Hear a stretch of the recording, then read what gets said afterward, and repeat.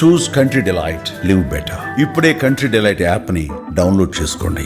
అందరికీ నమస్కారం. నేను Swaroopa Potlapalli. Welcome to Suman TV. విధి నిర్వహణలో అమరులైన పోలీసుల సేవలను గుర్తు చేసుకుంటూ ప్రతి ఏడాది అక్టోబర్ 21న పోలీస్ అమరవీరుల సంస్మరణ దినోత్సవాన్ని జరుపుకుంటున్నాం. నిజామాబాద్లో 40కి పైగా వాహనాల దొంగతనాల కేసుల్లో నిందితుడైన రియాజ్, సిసిఎస్ కానిస్టేబుల్ అయిన ప్రమోద్ను హతమార్చడం తెలంగాణలో సంచలనం రేకెత్తించింది. ఆ తర్వాత నిజామాబాద్ పోలీసులు రియాజ్ను ఎన్కౌంటర్ చేశారు. పోలీస్ అమరవీరుల సంస్మరణ దినోత్సవం సందర్భంగా సీఎం రేవంత్ రెడ్డి ప్రమోద్ కుటుంబానికి, ఆయన భార్య ప్రణీతకు, 3 చిన్నపిల్లలకు అండగా ఉంటామని చెప్పారు. అలాగే ప్రభుత్వం తరఫున 1 కోటి రూపాయల ఎక్స్గ్రేషియాను ప్రకటించారు. 3 రోజుల క్రితం నిజామాబాద్లో సిసిఎస్ కానిస్టేబుల్ ఎంపల్లి ప్రమోద్ కుమార్ విధి నిర్వహణలో వీరమరణం పొందారు. భర్త ప్రమోద్ను పోగొట్టుకున్న తన భార్య ప్రణీతకు, అతి చిన్న వయసులోనే తండ్రిని కోల్పోయిన అతని 3 కుమారులకు, వారి కుటుంబానికి ప్రభుత్వం అండగా ఉంటుంది. వారి కుటుంబానికి 1 కోటి రూపాయల ఎక్స్గ్రేషియా, అమరుడైన కానిస్టేబుల్ పదవి విరమణకు వచ్చే లాస్ట్ పే డ్రాన్ శాలరీతో పాటు కుటుంబ సభ్యులలో ఒకరికి ప్రభుత్వ ఉద్యోగం, 300 గజాల ఇంటి స్థలం మంజూరు రాష్ట్ర ప్రభుత్వం చేస్తుంది.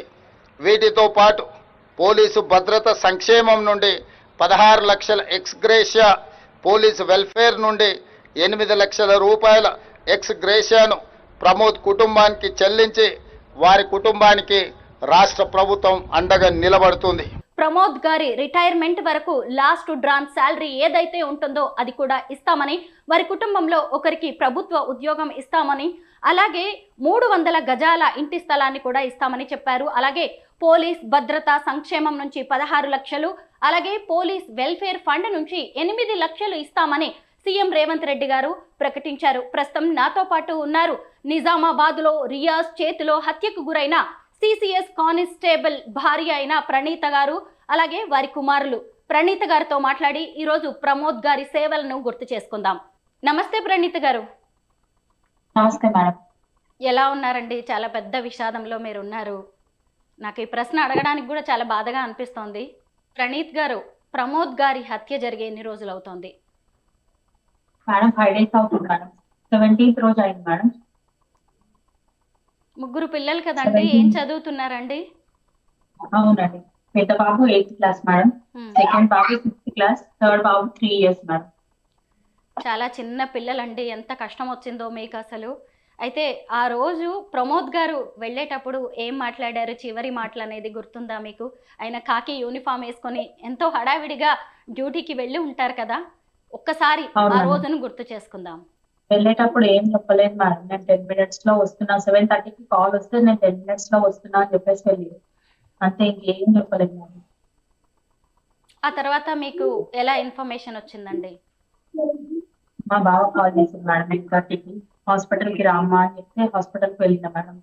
వెళ్ళేసరికి అక్కడ చనిపోయి ఉంది.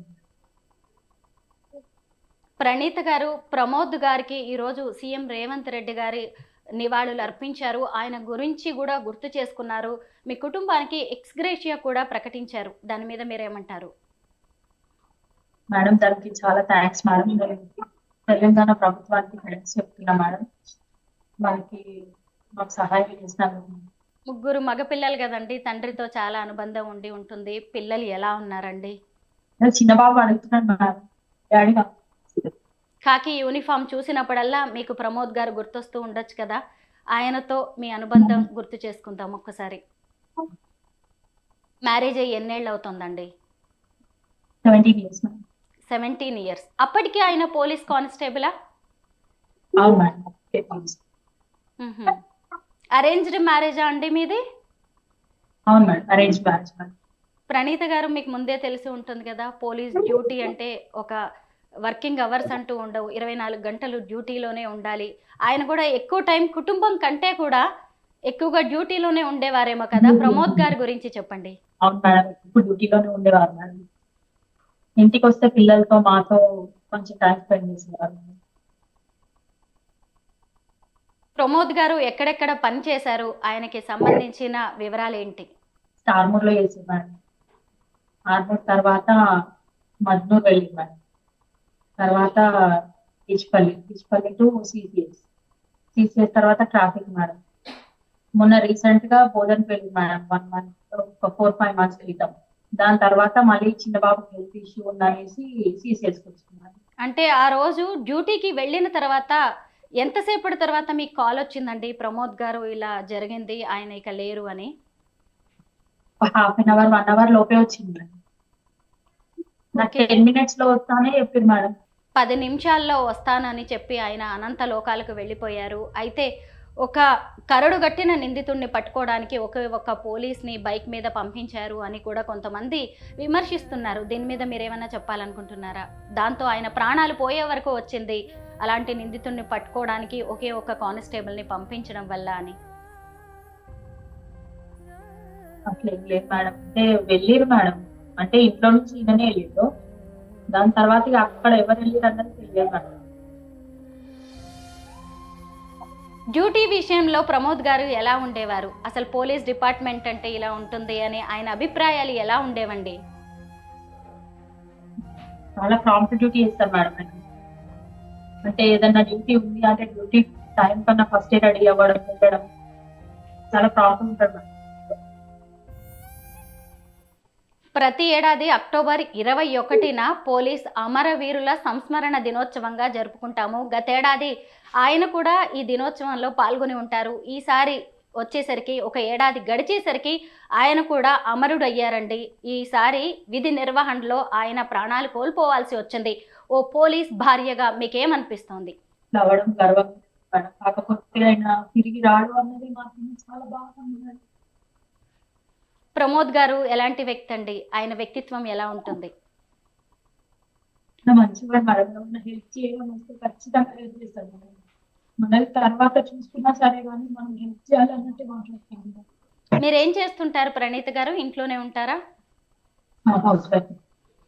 ఇన్నాళ్ళు ప్రమోద్ గారు ఉద్యోగం చేస్తున్నప్పుడు మీరు చాలా ధైర్యంగా ఉండేవారు. ఇప్పుడు ఏకంగా ఇంటి పెద్దని కోల్పోయారు. 3 చిన్న పిల్లల భారం మీ మీద పడింది. ఎలా ధైర్యంగా ఈ పరిస్థితులను ఎదుర్కోవాలి అనుకుంటున్నారు?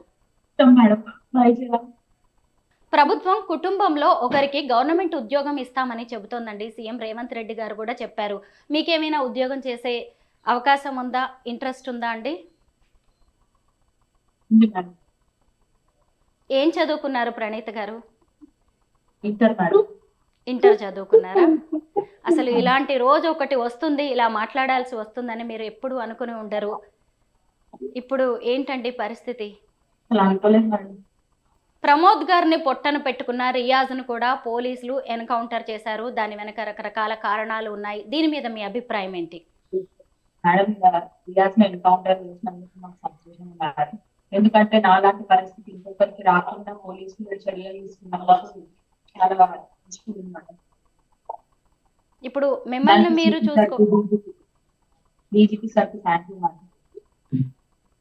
ఇప్పుడు మిమ్మల్ని మీరు చూసుకోవాలి, అలాగే 3 పిల్లల్ని సంరక్షించుకోవాలి. ఇంకొక వైపు చూసినప్పుడు ప్రమోద్ గారి కుటుంబ సభ్యులు ఎవరైతే ఉన్నారో తల్లిదండ్రుల బాధ్యత కూడా మీ మీదే ఉంటుంది. ఒక మహిళగా ఇక మీదట మీరు ఎలా ముందుకు వెళ్ళాలనుకుంటున్నారు? వెళ్ళాలి మేడం, ధైర్యం తెచ్చుకొని వెళ్ళాలనుకుంటున్నాను. ఇలాంటి ఘటనలు జరిగినప్పుడు చాలా మంది పోలీస్ డిపార్ట్మెంట్ అంటేనే భయపడుతూ ఉంటారండి. ఇక మీదటైనా సరే పోలీసులకి, పోలీసుల కుటుంబాలకి, వారి భార్యలకి మీరు ఏమైనా చెప్పాలనుకుంటున్నారా? వాళ్ళకి రక్షణ అంటే ఏదైనా టాస్క్ కి వెళ్ళేటప్పుడు కొద్దిగా రక్షణ ఇస్తే బాగుంటది మేడం. అంటే ఏదైనా వెపన్స్ లాంటివి ప్రొవైడ్ చేస్తే బాగుంటుంది. ఎందుకంటే నాలాంటి పరిస్థితి ఇంకొకరికి రాకూడదు మేడం. పోలీస్ ఉద్యోగం అంటేనే అన్ని ఉద్యోగాల్లా ఉండదండి. అసలు మనల్ని మనం మర్చిపోవాలి, కుటుంబాలను కూడా పక్కన పెట్టాలి.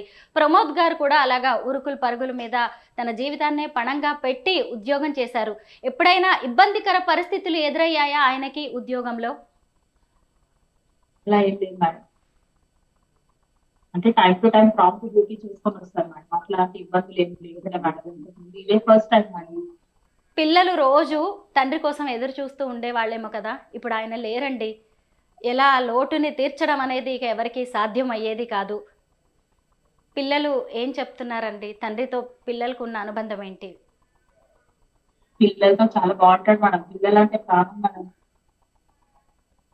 ప్రతిదీ పిల్లలు అంటే ఏదన్నా నేను వద్దు అన్నా కానీ పిల్లల కోసం ఖచ్చితంగా చేస్తాను మేడం. ప్రమోద్ గారికి జీవితంలో అది చెయ్యాలి ఇది చెయ్యాలి అని ఏవైనా ఆశయాలు ఉండేవా అండి? ఆయన ఆశల్ని ఆశయాలని వేటినైనా మీరు నెరవేర్చాలి అనుకుంటున్నారా? నెరవేరుస్తాం మేడం ఖచ్చితంగా. ఆయన ఏమనుకునేవారండి? పిల్లల గురించి ఎక్కువగా ఏం చెప్తూ ఉండేవారు? పిల్లల్ని చదివించాలి, మంచిగా మంచి సెటిల్ చేయాలన్నది నాకు చాలా ఇష్టం ఉన్నది. ఈ ముగ్గురులో ఎవరినైనా పోలీస్ డిపార్ట్మెంట్లోకి తీసుకురావాలని అనుకునేవారా ప్రమోద్ గారు? అవును మేడం, మా సెకండ్ బాబుని తీసుకురావాలనుకుంటున్నాం మేడం. ఇప్పుడు తీసుకొస్తా కూడా మేడం. కాకి యూనిఫామ్ని వేసుకోవడాన్ని ఆయన గర్వంగా ఫీల్ అయ్యేవారు కదా. ఆ కాకి యూనిఫామ్లోనే రక్తమోడుతూ ఆయన ప్రాణాలు కోల్పోయారు. ఆ యూనిఫామ్ చూసినప్పుడల్లా మీకు ప్రమోద్ గారు గుర్తొస్తారు. ఆ యూనిఫామ్ మీద మీ అభిప్రాయం ఏంటి? యూనిఫామ్ అంటే మేడం అది కష్టం మేడం. యూనిఫామే మేడం. అంటే రక్షణ కోసం, ప్రజల రక్షణ కోసం కాబట్టి యూనిఫామ్ కి చాలా గౌరవం ఇస్తాం మేడం. నిజమే ప్రణీత గారు. ఇప్పుడు మీకు వచ్చిన కష్టం అయితే ఎవరూ తీర్చలేనిది. ప్రమోద్ గారు ఇప్పుడు మన మధ్య లేరు. మీకు చాలా బాధ్యతలు ఉన్నాయి. జీవితంలో చాలా సవాళ్లు ఎదురవ్వబోతున్నాయి. గవర్నమెంట్ ఉద్యోగం కూడా ప్రభుత్వం ఇస్తామని ప్రకటించింది. ఇక మీదట పిల్లల బాధ్యత మీదే. పిల్లలకు ప్రమోద్ గారు లేని లోటు తీర్చాల్సిన అవసరం కూడా ఎంతో ఉందండి. మీరు కూడా ధైర్యంగా ఉండండి. Thank you so much Praneetha గారు. చెప్పి ఇంకా ఎవరైనా ఉన్నారండి పక్కన? బాగున్నాడు. నానా, డాడీ గురించి ఏమన్నా చెప్తావా? నీ పేరేంటమ్మా? ప్రణీత్. ప్రణీత్.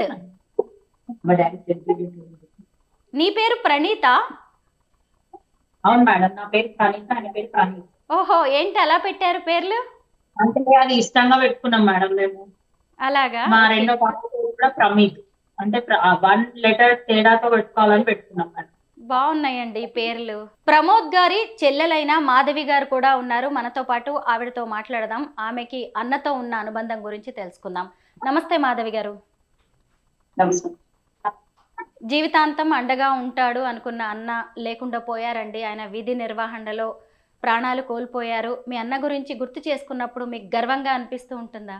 మా అన్న అమరవీరుడు అయినా మాకు చాలా గర్వంగా ఉన్నాడు మేడం. కాకపోతే మా అన్నది ఒక స్థూపం కట్టించాలి మేడం, అమరవీరుడు స్థూపం కట్టించాలి. ఇలాంటిది ఇంకొక వ్యక్తికి ఎవరికి కూడా జరుగుతుందండి. అట్లాంటి ముఠాన్ని మొత్తము పరిశీలించాలి మేడం, వాళ్ళని పట్టేసేయాలి. మాధవి గారు, ఆ తర్వాత ప్రమోద్ గారిని చంపిన రియాజ్ను కూడా పోలీసులు ఎన్కౌంటర్ చేశారు. అప్పుడు మీకు ఏమనిపించింది? రియాజ్ని పోలీస్ శాఖ వాళ్ళు, విలేకరి వాళ్ళు అందరూ ఇది చేసినందుకు మేము చిన్నప్పుడు నుంచి కలిసి పెరిగి ఉంటారు కదా మాధవి గారు మీరిద్దరు, మీరు మీ అన్నయ్య ప్రమోద్. ఆయనతో మీ అనుబంధం ఎలా ఉండేది? అలాగే ప్రమోద్ గారు ఎలా ఉండేవారు? ఆయనకి ఎప్పుడు పోలీస్ డిపార్ట్మెంట్ లోకి రావాలని కోరిక ఉండేదా చిన్నప్పటి నుంచి? పోలీస్ జాబ్ వచ్చినప్పుడు ఆయన ఫీలింగ్స్ ఎలా ఉండేవి? ఆయన చాలా గర్వపడ్డాడు మేడం పోలీస్ శాఖ. అయితే ప్రభుత్వం ఆయన కాకి బట్టలు అంటే చాలా ఇష్టం మేడం. మీ అన్నయ్యని పోలీస్ గా చూసిన రోజులు గుర్తున్నాయా అండి మాధవి గారు? అన్నయ్య కాకి యూనిఫామ్ వేసుకొని ఆయన కళను నెరవేర్చుకున్న రోజు మీరందరూ కూడా ఎంతో సంతోషపడి ఉంటారు. కానీ అదే కాకి యూనిఫామ్ లో ఆయన మరణిస్తారని ఎప్పుడు ఊహించి ఉండరండి. ఇప్పుడు ఒకవైపు అన్నయ్యకి 3 పిల్లలు, ఇంకొక వైపు చూసినప్పుడు వదిన, వీళ్ళందరూ కూడా ఎంత దుఃఖంలో ఉన్నారో. మీ కుటుంబం అంతా వారికి అండగా ఉండాలి. అలాగే వారు కూడా ఒకరికొకరు ధైర్యం చెప్పుకుంటూ మీరందరూ ముందుకు సాగాల్సిన అవసరం ఉందండి. ఎందుకంటే కాకి అంటేనే, పోలీస్ అంటేనే ప్రజలకు ఎంతో నమ్మకం, విశ్వాసం. ఇలాంటి నమ్మకాన్ని, విశ్వాసాన్ని ఇక మీదట మీలాంటి పోలీస్ కుటుంబాలు కూడా ముందుకు తీసుకువెళ్లాల్సిన అవసరం ఎంతో ఉందండి. Thank you so much Madhavi గారు అండ్ ప్రణీత గారు.